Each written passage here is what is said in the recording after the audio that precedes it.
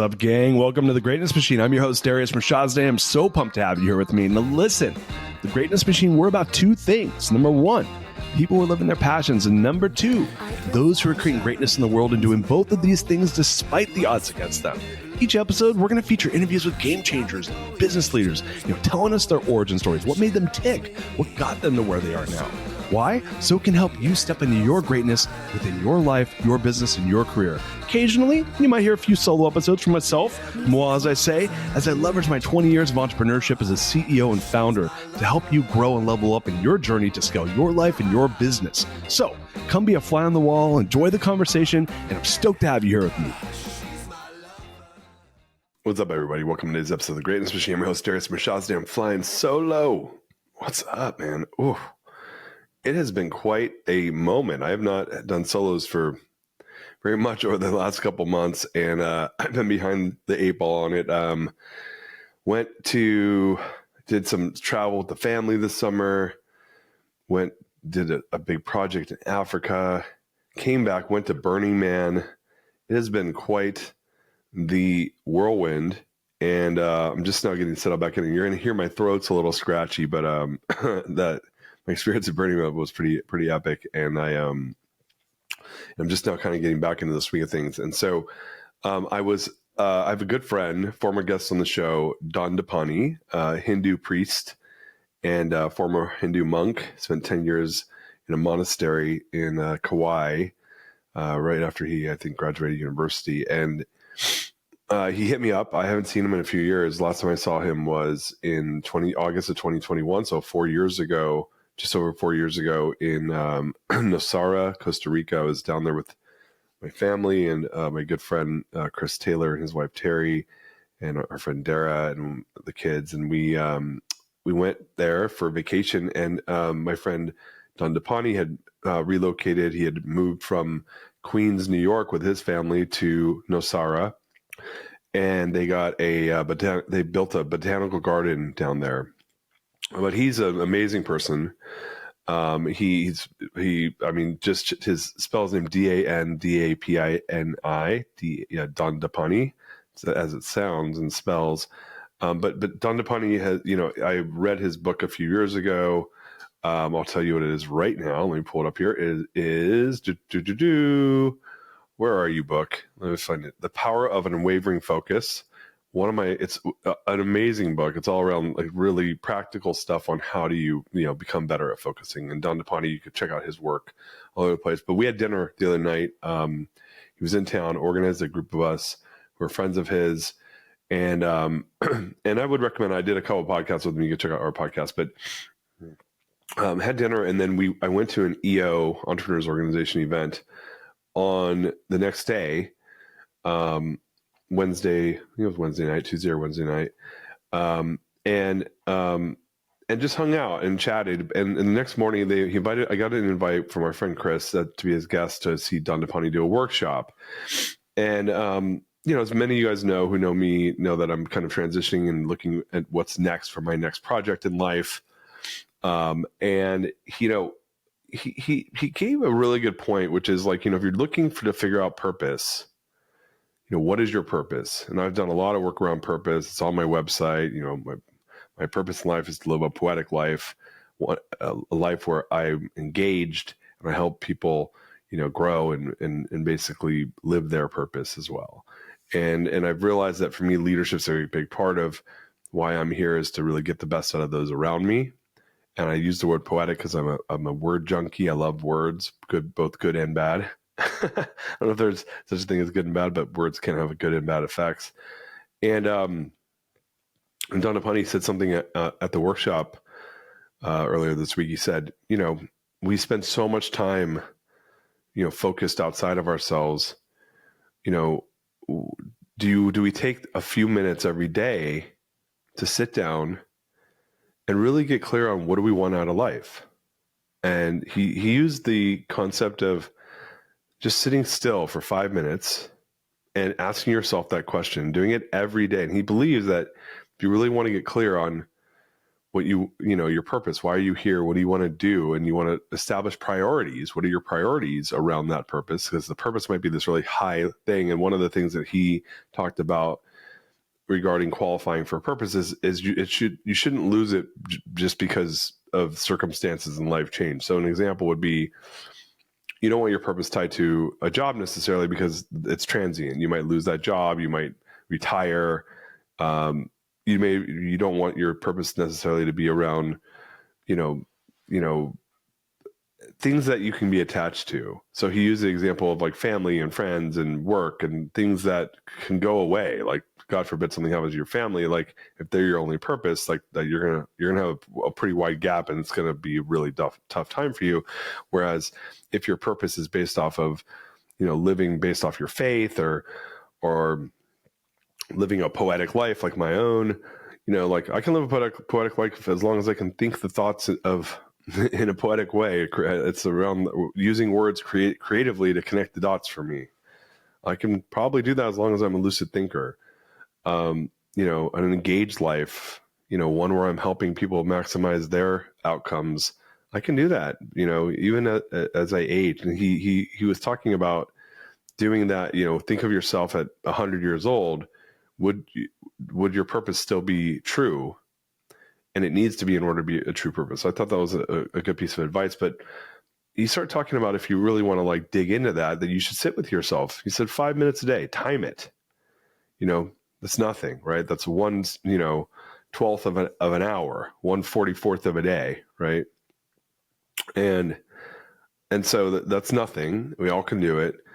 And I thought about it. I said, I have a lot of clarity on like areas I like to hover within. I've talked about in the past this idea of like, where do I want to make impact? Who do I want to build relationships with? And how do I want to live a healthy life? That's another way of thinking about it. But especially when you're in transition or you're in a point in your life where, where you want to maybe like move into a different direction. I'll use myself in my current situation, at least professionally. I'm rethinking where I want to spend my effort and time. There's lots of stuff I'm going to continue to do. Podcast is a good example. Working with entrepreneurs is a good example. I like investing, but I'm trying to think like, what's the next big project? And I had some ideas before I left my trip.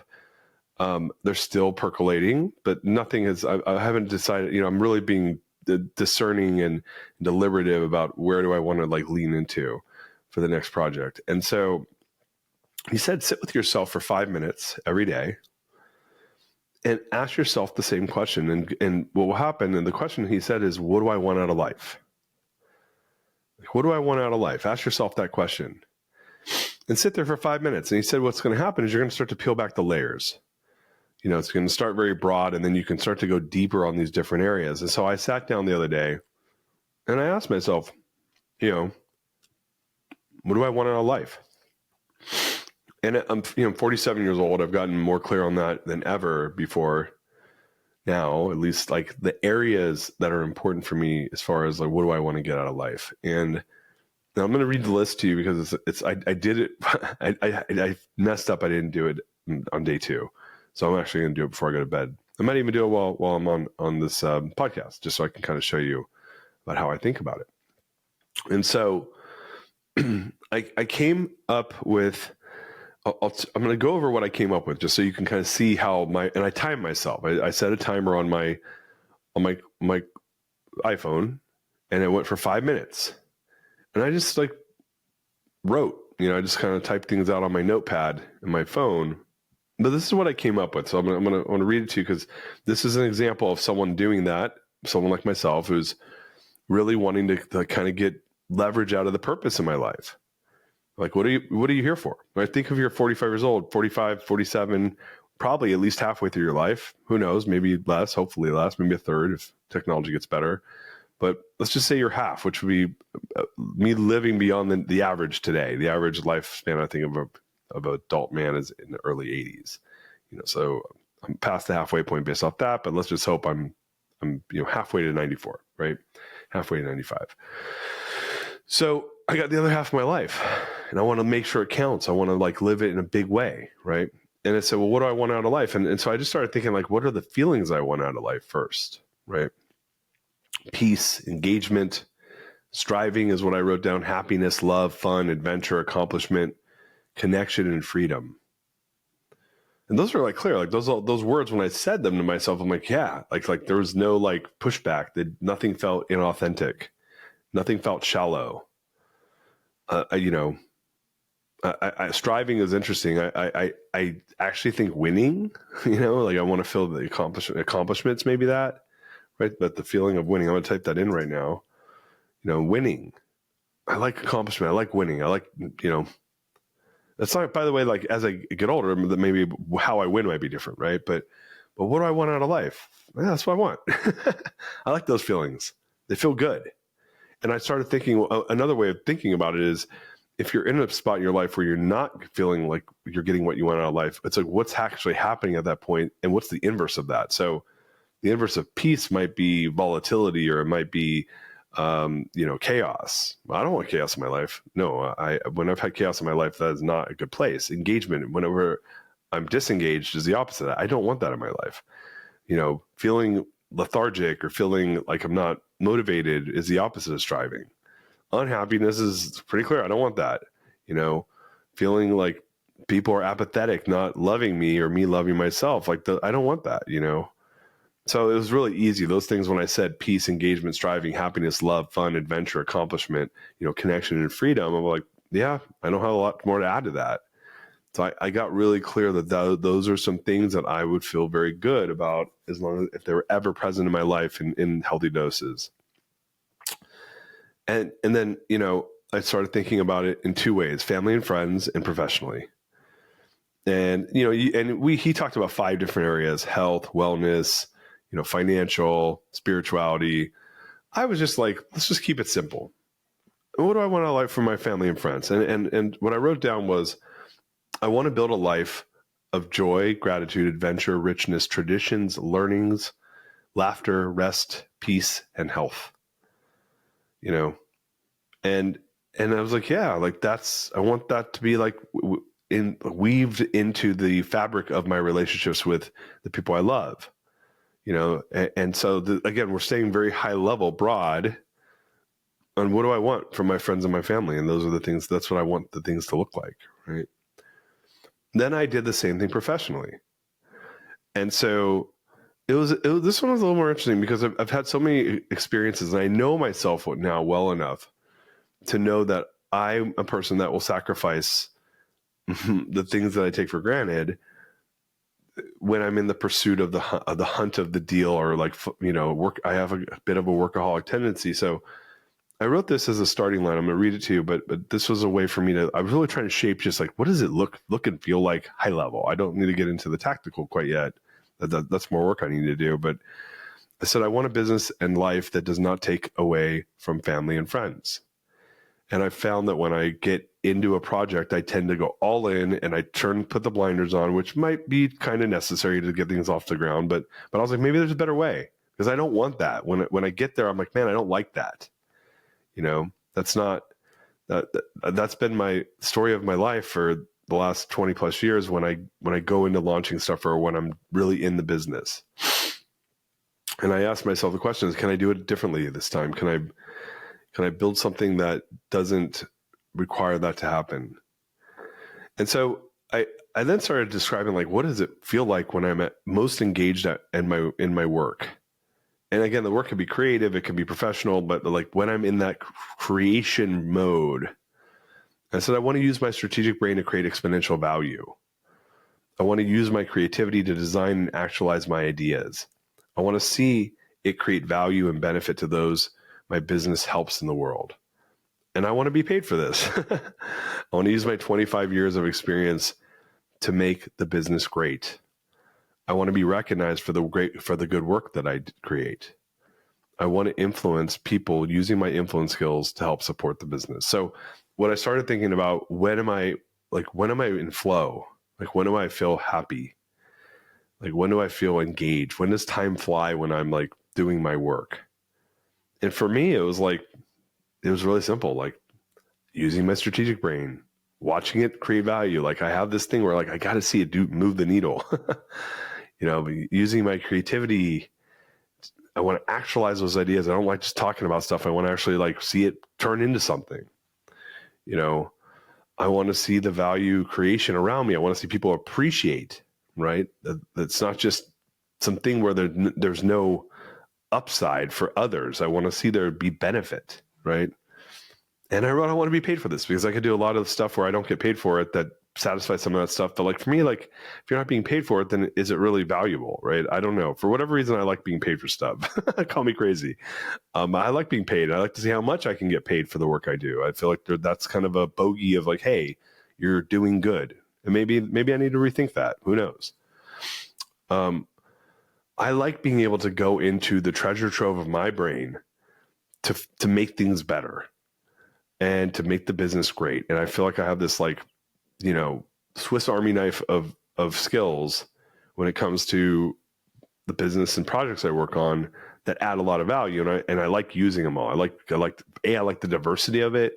And B, I like seeing that, oh, I used this thing and this really good thing happened from it.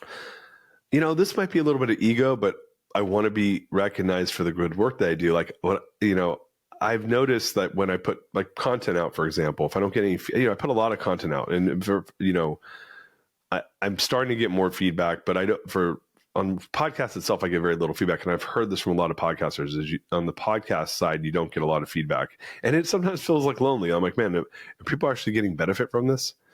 Sometimes I'll even test it. It's like, hey, if you've gotten benefit from my work in the past, like send me an email, Darius at The Real Darius. You know, generally speaking, I don't get much because I'm like, people are busy. I get it. This is a piece of content that they learn from.